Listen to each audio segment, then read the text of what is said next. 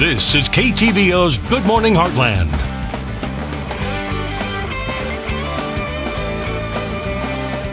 Welcome back. Kate Alt is in the kitchen with Chef Gordon at Indian Hills Community College. Let's see what's on the menu this week. Good morning, Kate.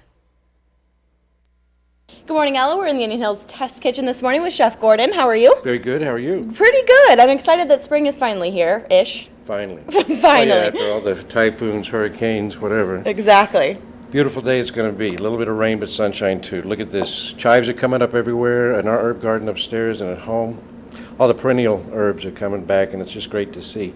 And we think of baked potato, bacon, and chive, but I like them in scrambled eggs. I think that's a great preparation. And mine's a little bit different from most folks. I want to show you that. Okay. But, let's do 2 eggs. All right. I've got some nice mozzarella, too, from Hy-Vee. It's fresh. I'm going to do 1, 2, trash can here. Perfect. Happy towel. A little Nice bit of salt to taste. If you want fresh pepper, I like fresh pepper too, but I'm just going to go with salt.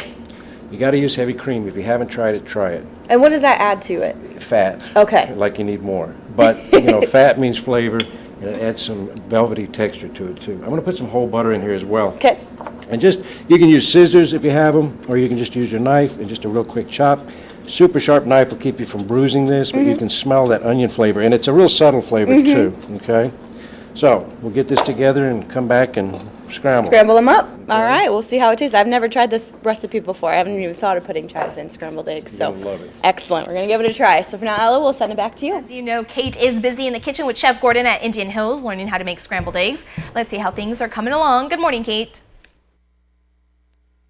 Thanks again, Ella. We're back in the test kitchen. We're ready to scramble these eggs up. We are. I went ahead and added some of the cheese to it as well, and I just cubed it up, because if you just put a big hunk in it, it's not going to melt right. Okay. So, again, real quick, real butter. Don't use margarine. Try it that way. You'll be amazed at the difference. Okay. And again, you don't want this to be in a nonstick pan, preferably.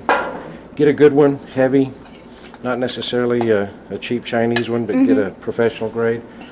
They're more expensive, but they're going to last longer. Worth the investment if you're Oh, going to use them. absolutely. If you take care of them, they'll last a lifetime, seriously. It's a great investment for young couples, too, parents thinking about things like this. I think that professional cookware is great. And we don't have, high heat, because I don't want to burn them. A lot of times you get brown eggs, and I really don't, that's not great. The flavor is not what you want. Now, some people like them that way, and I'm not saying you can't eat them, but, and generally what I want to do is just pull in from the sides. Okay. And again, if we do this slowly, then you're going to have a better outcome, because the cream is going to make them creamy and rich, and I don't cook them all the way through. Okay. I like them a little runny. And again, it's to your taste. Right. You know. And it's kind of a constant movement. You're not really letting them sit too much. Right. And I tell you what, morels are coming up really soon, and this is a great way to utilize those morels that come up. You can just slice them up, throw them in. I love mushrooms and eggs. Mushrooms, they talk about the natural glutamates in the mushroom, the umami, so it really has a taste, savory taste that adds to whatever product you're using. So as the heat gets a little bit up, I try to pull them off and back. Okay, now this for me is perfect. Okay, a little runny. And I'm going to go ahead and cook them just a little bit more for you. They look delicious. That gives the cheese a little bit more time to melt. But I like the texture, okay?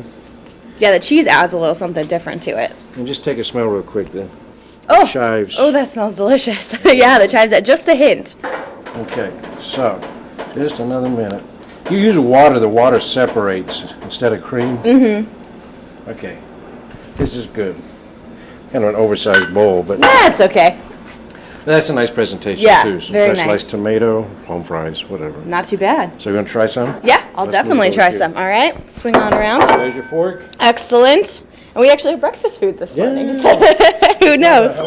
Not a jalapeno popper in the morning. These look delicious. Stay with you all day. Oh, that's really good. Creamy, rich, real subtle on the onion piece. Yeah, the chives add just a really, really nice flavor to it. Diced bacon would be nice in that too. Yeah, that would be good. Delicious. Thank you so much. And we got a little bit more to talk about this morning. We're going to talk about your library. Yeah.